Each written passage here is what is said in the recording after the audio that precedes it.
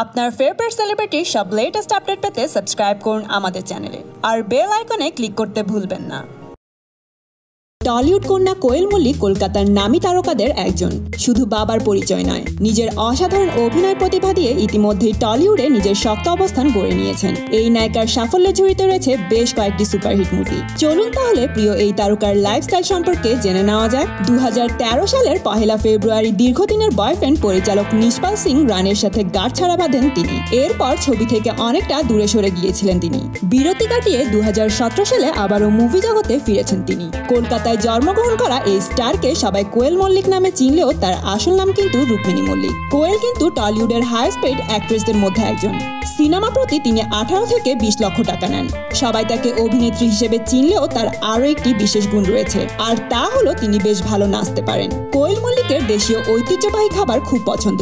মায়ের হাতের যে কোনো রান্নায় অমৃতের মতো লাগে তার কাছে, আর তার সবচেয়ে পছন্দের খাবার হলো খিচুড়ি। এছাড়াও তিনি ফুচকা খেতে বেশ ভালোবাসেন। নিজেকে ফিট রাখতে করা ডায়েট চার্ট ফলো করলেও পুজোর সময় হরদমে চলে খাওয়া দাওয়া। তিনি নিজে বেশ ফুডি হলেও রান্নাবান্নায় একদমই কাঁচা হাত তার। বেশিরভাগ অভিনেত্রীদের শপিং ম্যানিয়া থাকলেও কোয়েল কিন্তু একদমই শপাহলিক না। এমনকি পুজোর সময়ও খুব একটা শপিং করতে যান না তিনি। তার বেশিরভাগ শপিংই তার মার জন্য করে থাকেন। কোয়েলকে বেশিরভাগ সময় জিন্স টি শার্টে দেখা গেলেও তার সবচেয়ে পছন্দের পোশাক শাড়ি আর সালোয়ার কামিজ। ঘুরে বেড়াতে ভীষণ পছন্দ করেন টি টাউনের এই নায়িকা। সময় পেলেই বন্ধু বান্ধব নিয়ে ঘুরতে বেরিয়ে যান তিনি। বিয়ের পর স্বামী নিশপালকে নিয়ে ইউরোপে তিনি লং হলিডেতে যান। শুটিং এর পাশাপাশি বরকে নিয়ে প্যারিস, বার্সেলোনা, গ্রিন রোম ঘুরে বেরিয়েছেন তিনি। কোয়েল মল্লিকের বৃষ্টি বেশ ভালো লাগে, আর এজন্যই যখনই বৃষ্টি শুরু হয় তখনই তিনি বৃষ্টিতে যেয়ে নাচানাচি শুরু করে দেন।